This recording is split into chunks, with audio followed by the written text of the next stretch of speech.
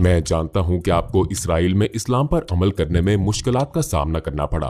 फिर आप तुर्किया चले गए। आपने तुर्किया में कैसे एडजस्ट किया? क्या आप यहाँ बतौर मुसलमान रहने में आसानी महसूस करते हैं? मैं यहाँ आया तो मुझे बिलाशुबा एक धचका लगा। मैं ये ऐसे शख्स के तौर पर कह रहा हूँ जो इसराइल में रहा है। मैंने अपने आप से कहा, ये लोग सारे नहीं, इनमें से कुछ, इनमें और यहूदियों में क्या फर्क है? मेरा मतलब है, ठीक है, अजान तो होती है, मैं भी सुनता हूँ, मगर मस्जिदें खाली हैं। मैं सड़कों पर चलता हूँ तो देखता हूँ कि कैफे भरे हुए हैं, इसराइल की तरह। बार्स भरे हुए हैं, बिल्कुल इसराइल की तरह। मैंने मवाजना किया है। बहुत सी चीजें हैं जो मुझे पसंद हैं, जिन पर मैं कहता हूँ अल्हम्दुलिल्लाह। आपकी बहुत सी फाउंडेशंस और इदारे हैं जो लोगों को अल्लाह और उसके जिक्र की तरफ बुलाते हैं। ये नेमत है। इसराइल में एक भी ऐसा इदारा नहीं है। एक मजहब, एक जैसी रवायात और रस्म और रवाज वाले लोगों के साथ रहना बहुत अच्छा लगता है। मुझे यहाँ कोई अजनबियत महसूस नहीं होती। मुझे जबान सीखने में कोई मुश्किल पेश नहीं आई। हम बचपन से ही तुर्क टीवी देख रहे हैं, लेकिन कुछ चीजों ने मुझे मायूस किया और कुछ चीजों ने मुझे सुकून दिया है। दुख होता है जब लोग मेरी नमाज का मजाक उड़ाते हैं। ये देखकर तकलीफ होती है कि लोगों को नमाज पढ़ने में मुश्किल का सामना करना पड़ता है। जब मैं इसराइल में नमाज पढ़ता था तो मेरे कोलीग कहते थे, आप अपनी नमाज अदा करें, पैकेज दूसरे लोग डिलीवर कर देंगे, अपनी नमाज ना छोड़ें। लेकिन यहाँ लोग कहते हैं, तुम बहुत लंबी नमाज पढ़ते हो, बहुत हो गया। और लोग कहते हैं, मैं मुसलमान हूँ लेकिन मसाजिद को बंद करते हैं, इन इदारों को बंद करते हैं, इन मदारिस को बंद करते हैं। तुम कौन हो? मैं मुसलमान हूँ। यहूदी भी ऐसी बातें नहीं करते, वो कैसे कर सकते हैं? मेरी समझ से बाहर है, इसलिए मुझे धचका लगा था।